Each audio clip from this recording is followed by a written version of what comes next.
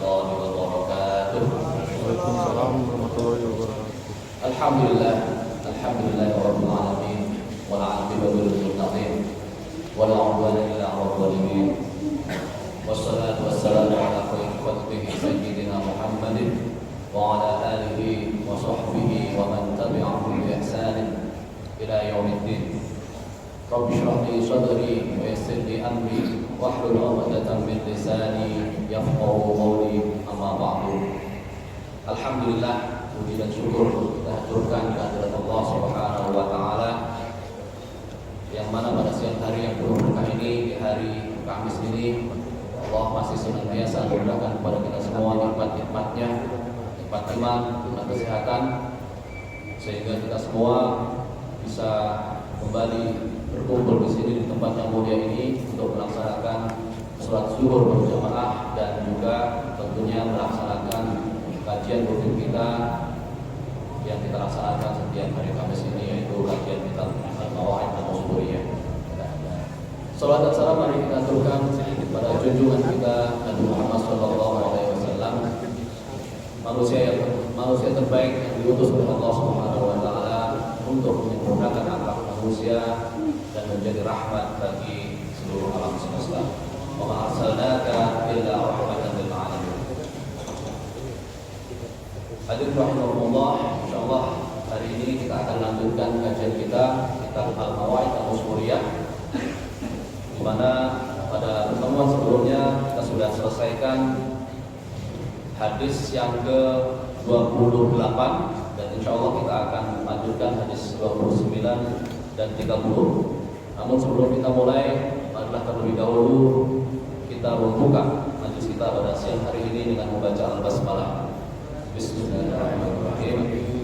Dan marilah kita hadiahkan suratul Fatihah untuk muallif atau penulis kitab ini, yaitu Syekh Muhammad bin Abu Bakar Al-Musburi, atas jasa-jasa beliau yang telah menulis dan mengumpulkan hadis-hadis sahih sebanyak 40 hadis ini, sehingga manfaatnya sampai kepada kita semua dan kita bisa mengambil manfaat, pelajaran, istifadah dari beliau. Semoga Allah jadikan amal ini sebagai amal jariah untuk beliau hingga yaumil akhir dan juga menjadi berkah manfaat bagi kita dan semua anak cucu kita. Ala hadin ya wa kulli niyatin shalihah wa ila hadratin nabiyil Mustafa Muhammad sallallahu alaihi wasallam. Al-Fatihah.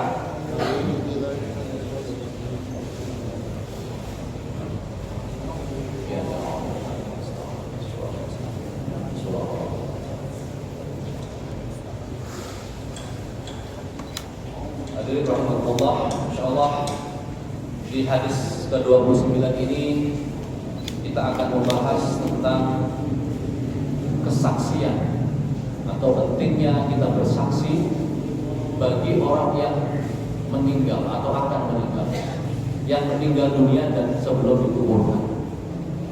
Apabila kesaksian kita itu baik, maka itu akan sangat berpengaruh kepada nasib seorang yang meninggal di akhirat kelak. Demikian juga sebaliknya, apabila kesaksian kita terhadap si mayit ini buruk, maka itu juga akan sangat berpengaruh, akan menentukan nasib dia di akhirat kelak. Langsung saja kita akan buka hadis ke-29. Bagi yang membawa kitabnya silahkan dibuka hadis ke-29 halaman 27. Al-hadis at-tasi' wal 'ashrun. An Abdul Aziz ibn Suhaib qala sami'tu Anas ibn Malik radhiyallahu ta'ala anhu qala marru bi janazatin fa afnau 'alayha khairan fa qala an-nabiy 'alayhi salatu wassalam wajabat lahu thumma marru bi janazatin ukhra fa afnau 'alayha sharran فقال النبي عليه الصلاة والسلام وجبت له. قال عمر بن الخطاب ما وجبت؟ فقال النبي عليه الصلاة والسلام هذا أثنيتم عليه خيرا وجبت له الجنة وهذا أثنيتم عليه شرا وجبت له النار. فقال النبي عليه الصلاة والسلام أنتم شهداء الله في أرضه. An Abdul Aziz bin Suhaib, dari Abdul Aziz bin Suhaib, beliau meriwayatkan dan mendengar hadis dari siapa? Dari Sami'tu an Anas bin Malik. Dari Anas bin Malik radhiyallahu taala anhu qala, dia pernah mendengar atau dia pernah menyaksikan, marru bi janazatin fa afnau 'alaiha khairan fa qala Nabi alaihi salatu wassalam wajabat lahu. Suatu hari Anas bin Malik itu melihat iring-iringan jenazah diusul oleh masyarakat lewat di depan rumahnya, ya. Dan di situ juga dia bersama Rasulullah. Ya.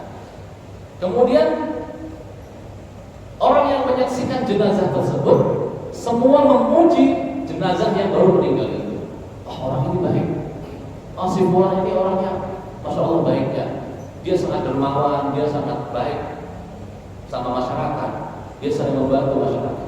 Intinya memuji jamaah atau jenazah yang sedang diangkut menuju pemakaman ini. Kemudian karena di situ ada Rasulullah, apa kata Rasulullah? Beliau mengatakan wajibat lahu, wajib baginya, kata Rasulullah. Kemudian tidak lama kemudian thumma marru bi janazatin ukhra fa afnau 'alaiha syarran fa qala an-nabiy 'alaihi salatu wassalam wajibat lahu.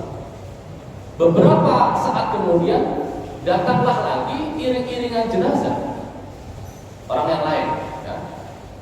Iring-iringan jenazah lain, kemudian orang-orang yang tadi berkumpul di situ yang dilewati oleh iring-iringan jenazah tersebut, mereka bukan seperti yang awal memujinya, tapi apa? Mengenang keburukan-keburukan. Di sini disebutkan afnau 'alaihi syarran, menjelekkan jenazah tersebut, atau mereka bersaksi bahwa jenazah ini adalah jenazah yang orang yang kurang baik.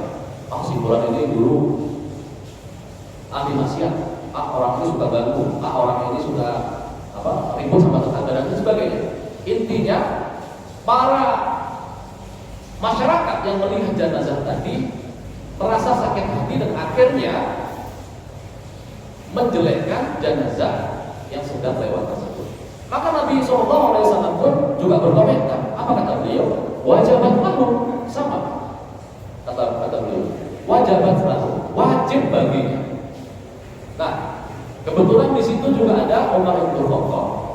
Karena jawaban Nabi sama-sama wajibat lahu, wajib baginya, Umar pun meminta penjelasan kepada Rasulullah SAW. Ma wajibat, apa yang wajib wahai Rasulullah? Faqala Nabi alaihi salatu wasallam, hadza afnaitum alaihi khairan wajabat lahu jannah wa hadza afnaitum alaihi syarran wajabat lahu nar.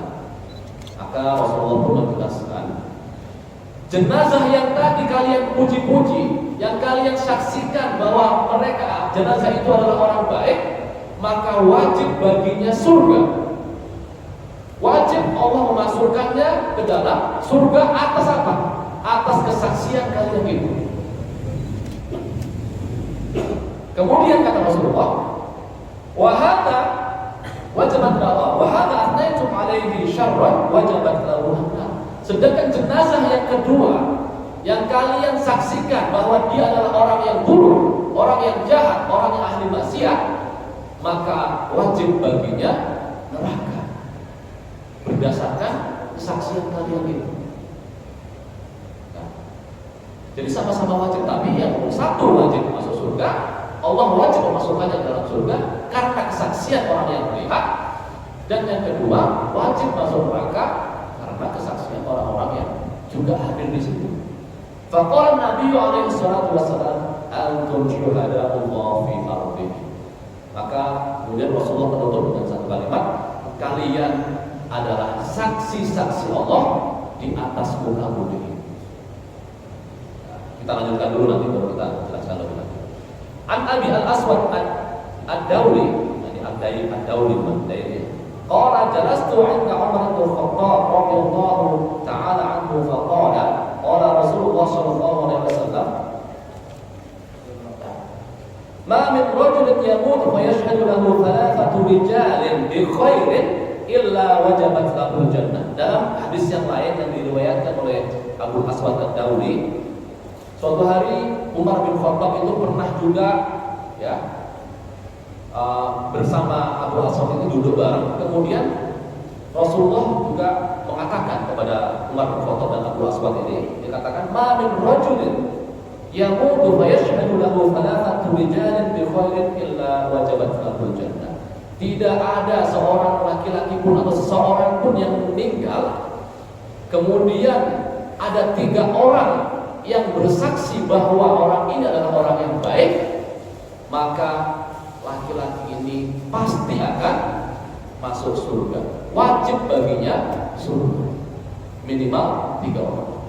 Jadi kalau ada orang meninggal, kemudian ada 3 orang di situ yang bersaksi bahwa jenazah ini adalah jenazah yang baik, selama hidupnya adalah orang yang baik, maka wajibat lahu al-jannah. Wajib baginya masuk surga. Faqultu ya Rasulullah wa in kana ithnain qala wa la ithnain. Walam nas'al Nabi alaihi salatu wasalam anil wahid.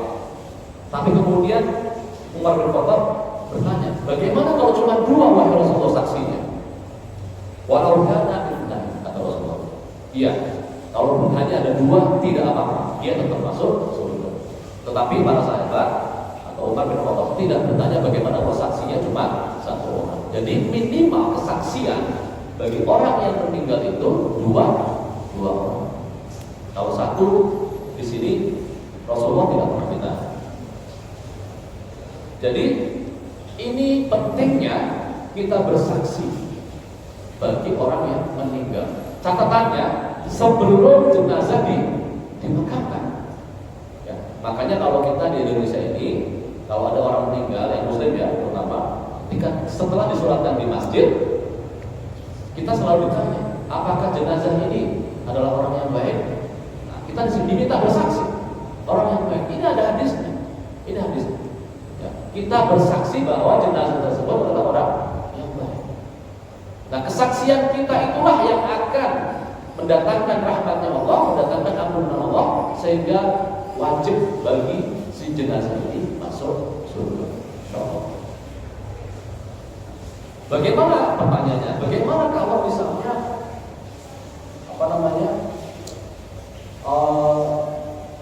jenazah ini ahli maksiat dan sebagainya, apakah tetap akan masuk surga? Walaupun kita tahu dia ahli maksiat, iya. Nah, nanti kita akan ketahui di hadis selanjutnya.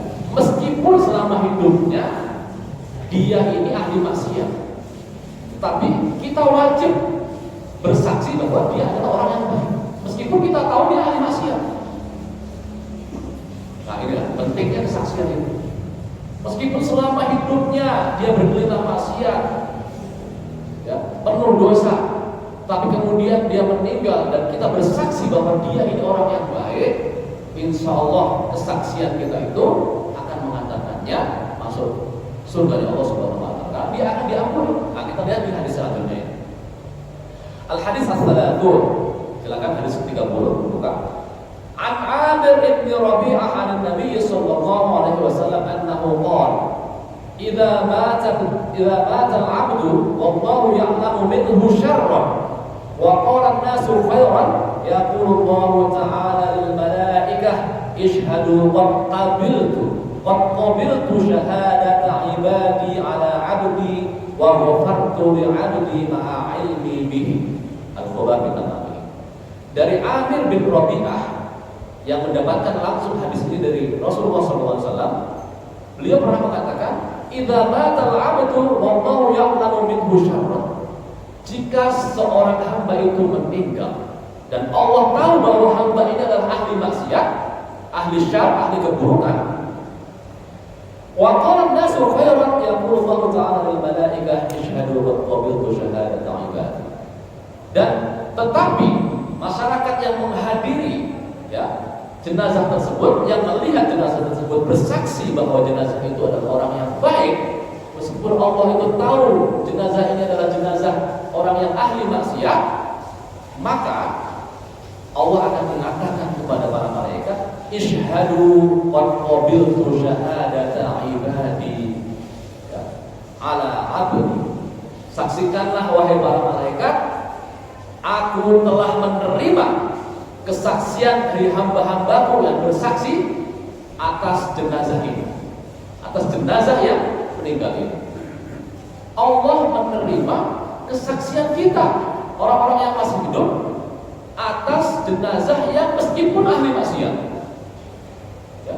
Dan selanjutnya, wa ghafartu li 'abdi ma ilmi bihi, dan aku sudah mengampuni dosanya meskipun aku tahu dia ahli maksiat, kata Allah. Ini penting sekali kita bersaksi atas orang yang meninggal. Catatannya kan, jangan sampai kita bersaksi setelah dia dibawa ke pemakaman atau dia dikuburkan, sebelum dimakamkan. Ya. Maka sering kita saksikan kalau di Indonesia, sebelum dibawa ke pemakaman atau di masjid setelah disolatkan, biasanya kita diminta untuk bersaksi. Biasanya kata-kata yang diucapkan oleh imam sholat jenazah, saya mengatakan begini, Ishhadu annahu min ahlil khair. Nah, ini saya akan luruskan jawaban kalau ada imam mengatakan Ishhadu annahu min ahlil khair. Jawabannya apa? Biasanya kita mengatakan khair, begitu kan? Itu bukan jawabannya pas. Meskipun maksudnya sudah benar bahwa dia adalah orang yang ahli khair, orang yang baik. Jawaban yang benar adalah cukup kita mengatakan syahidna, iya kami bersaksi ya Allah. Itu saja. Ya. Bisa ditambah syahidna annahu min ahlil khair, boleh. Tapi yang paling diminta oleh Allah adalah kesaksian kita.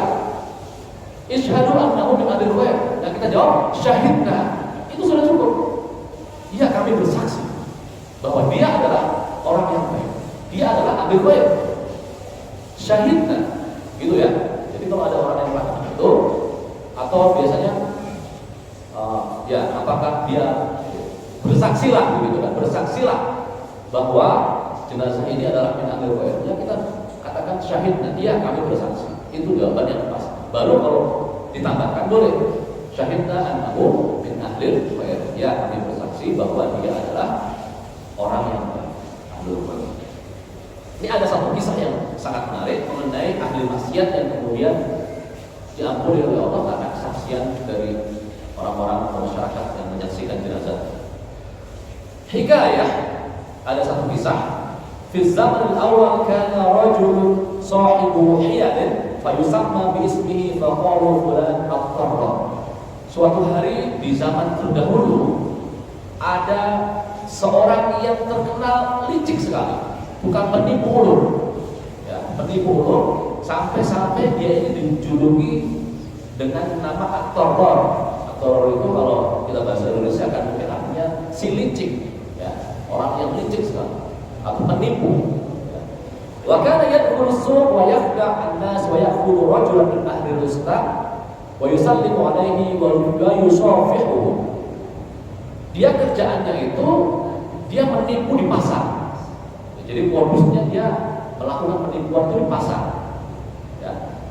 Jadi setiap kali ada orang-orang kampung datang ke pasar, nah itulah sasaran penipuannya. Kemudian setiap kali ada orang kampung, dia berusaha atau berpura-pura untuk bersikap akrab seolah-olah sok kenal. Ya. Dan dia ucapkan salam, kemudian dia salami tangannya, baru dia katakan wa yaqulu anta sadiqu abi wa uridu an udhifaka al-yawma. Dia katakan kepada orang yang baru dia kenal itu, orang kampung itu, Anda adalah temannya bapak saya. Anda adalah temannya bapak saya, sahabatnya bapak saya. Orang yang dikatakan seperti itu bingung. Bagaimana? Saya nggak pernah kenal orang ini kok dia bilang temannya bapak saya. Tadi.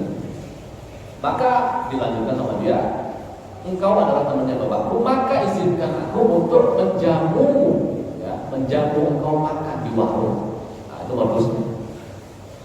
Fayaqul ar-rajul ana la a'rifuka wa la a'rifu walidayka.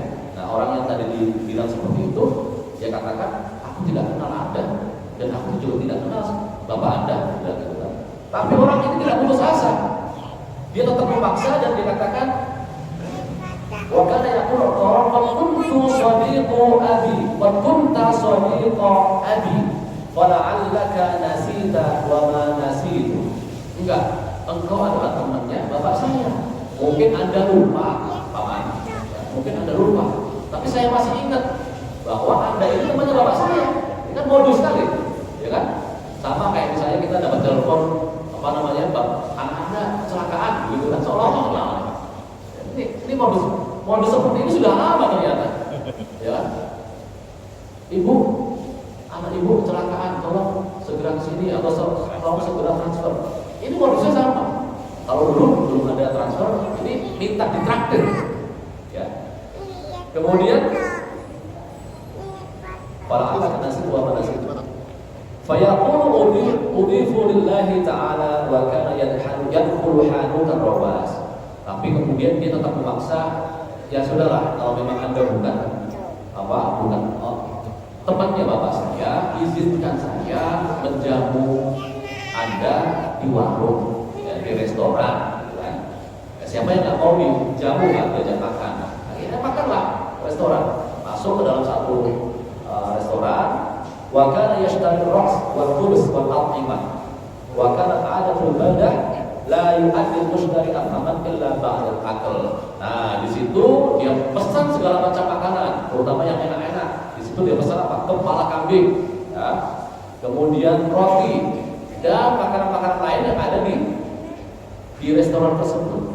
Dia makan di situ bareng tamunya, dan memang kebiasaan di kampung itu kalau mereka makan itu tidak dibayar duluan sebelum mereka selesai makan. Kalau kita kan di sini biasanya pakai QRIS, bayar duluan baru makan. Kalau di sana enggak, di waktu itu makan dulu baru bayar. Jadi aman, ya kan? Tanpa harus keluarkan uang dulu. Kemudian falamma akala at-ta'am wa lam yabqa illa luqmatan aw luqmatani kana yakhruju ad-darrar li'illatil bawli aw bihilatil kubra. Sebelum makanan ini habis, kan? Mereka makan semua, sebelum mendekati makanan itu habis. Nah, orang yang licik tadi, si penipu ini, dia pura-pura mau kencing. Dia keluar mau kencing. Yang modusnya begitu, pura-pura kencing, saya kencing dulu. Nah, akhirnya apa? Wa idza arada dhaif al-khuruj kana ya'khudhu ar-rawas wa yaqulu minhu thaman ar-rawas. Nah, ditunggu-tunggu oleh tamunya yang lain tadi, kok lama dia nggak balik-balik ini kencing. Akhirnya, ya, sudah kita keluar aja. Tamunya ini mau keluar dari warung itu, tapi ditahan dong. Ditahan oleh pemilik warung karena dia belum bayar. Kan tadi diajak oleh si penipu burung tadi. Ya, kemudian wayaqulu minhu thaman ar-rawas, diminta untuk membayar. Fayaqulu ana dhaifu fulan wa yaqulu rawas inni la adri man adu dhaif aw al-mudhi wa man al-mudhi. Kemudian dikatakan oleh tamu tadi, saya ini tamu kok, saya cuma ditraktir. Nah, si pemilik warung nggak peduli, saya tidak peduli, saya nggak tahu siapa yang tamu, siapa yang tuan rumah. Yang penting saya dibayar makanan saya, nggak mau tahu. Falabuda li min thaman al-umma wa qudhi'a wa abqa umruhu ala hadhihi al-hilah. Nah, ini kejadiannya terus berulang. Jadi dia terus melakukan modus penipuan seperti ini sampai menjelang ajalnya. Nah, kemudian falamma marada at-tarrar marada al-qawdi istajara rajulaini ka kullu wahidin minha bi dinarin wa aqralahuma dinarain. Nah, suatu saat si penipu ini sakit, jatuh sakit, dan dia tahu bahwa sakitnya ini mungkin akan mengantarkannya kepada ajal, akan membuat dia meninggal dunia. Dia sakit parah. Maka karena dia sudah merasa sakitnya parah, dia pun apa yang dia lakukan? Dia menyewa 2 orang. Ya, dia sewa 2 orang untuk apa? Dan dia berikan per orang itu 2 dinar, 1 dinar untuk per orang. Ya. Wa qala madinah wa ini wa qala, dan dia katakan, dia pesan kepada orang yang dia sewa ini, apa katanya? Idza ana mittu faqula khalfa janazati ni'mar rajulu hadza kana rajulan shalihan muhsinan. Dia pesan pada orang yang dia sewa tadi, kalau nanti saya meninggal, tolong katakan ketika engkau mengusung jenazahku, ketika engkau membawa jenazahku, katakan di sepanjang jalan bahwa ni'mar rajulu hadza kana rajulan shalihan muhsinan. Sebaik-baik laki-laki adalah laki-laki ini yang kubawa ini, dan ini adalah laki-laki yang soleh dan dermawan dan orang yang baik. Katakan seperti itu ketika engkau membawa jenazahku. Dia menyewa, bayangkan, 2 orang. Ya. Wala tatrukani hatta tarji'a min dafni. Dan jangan kalian tinggalkan aku sampai kalian menguburkan jenazahku. Falamma mata kana yaqulani khalfa janazatihi ni'mar rajul hadza kana rajul salih. Dan ketika betul-betul hari di mana dia meninggal, maka 2 orang tadi melaksanakan apa yang dia pesankan itu. Dia usung jenazahnya menuju tempat pemakaman, dan dia sepanjang perjalanan mengatakan ini orang yang baik, sebaik-baik laki-laki adalah laki-laki ini. Orang yang terbaik adalah orang ini. Dia orang yang baik, dia orang yang soleh, dia orang yang dermawan dan sebagainya. Dikatakan seperti itu, dia bersaksi seperti itu sampai ke pemakaman.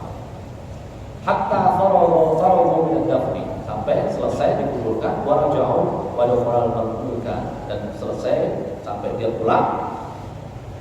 Fi qabrihi, kemudian mana?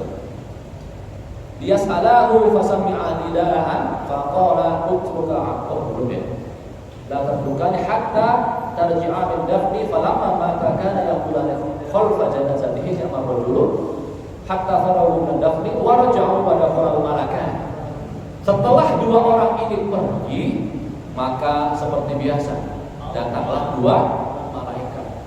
Malaikat Munkar dan Nakir yang akan bertanya dia di dalam kubur. Tetapi fasami'a nidaan faqala utruka 'abdi innahu 'asha bil hilah wa mata bil hilah. Tetapi ketika 2 malaikat ini ingin bertanya, ingin menanyai dia dengan pertanyaan kubur, tiba-tiba 2 malaikat ini mendengar suatu seruan, ya, yang wallahu a'lam, ya, seruan kemungkinan dari Allah, ya, yang mendengar suatu seruan. Apa seruan itu? Utruka 'abdi innahu 'asha bil hilah wa mata bil hilah.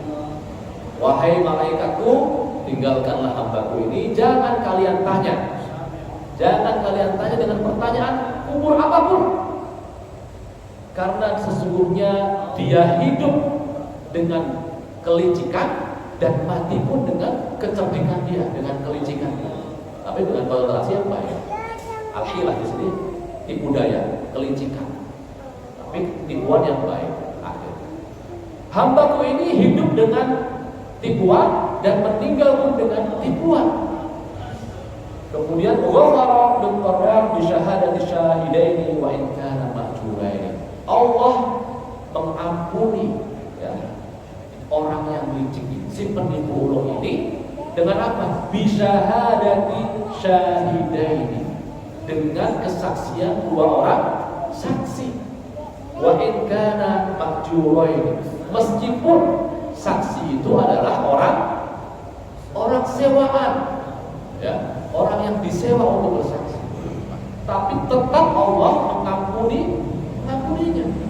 Inilah Masya Allah, inilah wujud rahmatnya Allah, kasih sayangnya Allah Subhanahu wa ta'ala terhadap hamba-hambanya yang meskipun penuh dosa, tetapi kalau dia disaksikan sebagai orang yang baik, maka Allah pun akan mengampuninya, akan memasukkannya ke dalam surga. Wajibat lahu al-jannah, wajib baginya masuk surga. Dan meskipun orang yang bersaksi itu disewa, jadi kalau kita misalnya ada keluarga kita yang meninggal, ya, dan kita tahu misalnya yang meninggal itu adalah orang yang misalnya kurang baik, akhlaknya, dibenci oleh orang. Tetapi kalau kita meminta orang-orang untuk bersaksi bahwa dia adalah orang yang baik, bahkan meskipun kita menyewa orang-orang untuk bersaksi, maka Allah pun akan mengampuni. Tapi ini bukan berarti kita boleh berbuat tidak baik, berbuat maksiat selama hidup. Nanti kan bisa Allah ampuni kalau kita bersaksi, kalau disaksikan sama orang. Iya, kalau kita sempat punya kesempatan untuk disaksikan oleh orang-orang sebagai orang yang baik. Kalau tidak, nah, itu kan rahmatnya Allah. Kalau orang-orang tidak bersaksi dengan kesaksian yang baik, masuk neraka kita. Jadi kesaksian itu ada dua, kesaksian yang baik, kesaksian yang buruk. Kalau sampai orang bersaksi dengan kesaksian yang buruk, bahaya. Meskipun kita orang terbaik, nanti bisa masuk neraka. Demikian mungkin yang bisa kami sampaikan untuk pertemuan kali ini. Silakan jika mungkin ada pertanyaan. Silakan. Jadi kalau persaksian itu kan biasanya kan ini ya, kalau kita tahu bahwasanya orang ini orang baik. Karena suatu ketika saya pernah suruh mengimamin sholat jenazah, yang jenazah itu OD, overdosis. Ya. Nah ini masyarakat udah cerita-cerita, wah ini mah perilakunya bla bla bla bla bla bla bla gitu ya. Jadi mereka udah tahu semua. Ya. Makanya begitu kita mengimamin sholat tersebut, Ya. maka saya nggak berani bersaksi. Kenapa? Karena masyarakat udah bersaksi bahwasanya itu perilakunya udah sedemikian rupa gitu. Makanya yaudah yuk kita angkat aja langsung gitu. Nah ini yang bahaya. Ya. Maka tugas kita, kalau kita sudah tahu hadis ini, kita misalnya diminta dari imam, tugas kita mengarahkan masyarakat. Meskipun ini ahli maksiat, menurut hadis ini ya, meskipun ahli maksiat, tetapi rahmat Allah itu jauh lebih luas. Ya, rahmat Allah, ampunan Allah jauh lebih luas dibanding maksiat yang diperbuat oleh hambanya. Maka kita arahkan jemaah, kita arahkan masyarakat supaya kita bersaksi, supaya mereka bersaksi bahwa ini orang baik. Tetap kita bersaksi ini orang baik. Karena apa? Karena rahmatnya Allah, ampunannya Allah jauh lebih luas dibanding dosa-dosa yang dia perbuat. Allah sendiri yang katakan itu, Allah sendiri yang tegaskan. Wa rahmati wasi'at kulla syai', dan rahmatku melampaui segala sesuatu. Dan kita juga sering berdoa, wa maghfiratuka arja 'indana min dzunubina, dan ampunanmu lebih kami harapkan dibanding seluruh dosa kami. Allah sendiri pun menegaskan dalam asma-Nya, di dalam Asmaul Husna itu selalu yang dikedepankan apa? Ar-Rahman Ar-Rahim. Wallahu Rahmanur Rahim. Al-Malikul Quddus Salam. Itu sifat rahmatnya Allah lah yang didahulukan. Jadi kalau kita sudah tahu, meskipun ini orang ahli maksiat, kita arahkan ya jamaah, kita arahkan masyarakat tetap bersaksi dia orang baik. Karena dikatakan oleh Rasulullah, antum syuhadaullah, kalian adalah saksi-saksi Allah di atas bumi. Jangan sampai orang ini masuk neraka. Kita boleh bersaksi, bahkan menyewa pun boleh. Kalau melihat hadis yang tadi kita pelajari. Ya, jadi tolong jangan sampai meskipun ada ahli maksiat, jangan sampai kita bersaksi dia ini orang maksiat. Karena Allah akan mengampuninya dengan kesaksian kita. Dan itulah letaknya kasih sayang Allah, rahmatnya Allah, ampunannya Allah Subhanahu wa taala yang tidak terbatas. Rahmati wasi'at kulla syai'. Rahmatku melampaui segala sesuatu. Ampunan Allah jauh lebih luas dibanding dosa-dosa. Pada itu demikian. Ada yang lain? Insyaallah cukup ya. Baik, alhamdulillah. Demikian mungkin yang bisa kita pelajari pada siang hari ini. Semoga Allah Subhanahu wa taala jadikan kita semua min ahlil khair ketika meninggal, dan menjadikan kita meninggal dalam keadaan husnul khatimah. Insyaallah. Baik, mari kita tutup majelis kita pada siang hari ini dengan membaca alhamdulillah. Alhamdulillahirrahmanirrahim. Semoga apa yang kita pelajari kita tadi pada siang hari ini mendatangkan keberkahan, manfaat, barokah dari Allah Subhanahu wa taala bagi kita semua, bagi anak cucu kita dan juga seluruh umat Islam ila yaumil hadza min yaumil hadza ila yaumil akhir. على هذه النية وكل نية صالحة وإلى حضرة النبي المصطفى محمد صلى الله عليه وسلم. الفاتحة. أعوذ بالله من الشيطان الرجيم بسم الله الرحمن الرحيم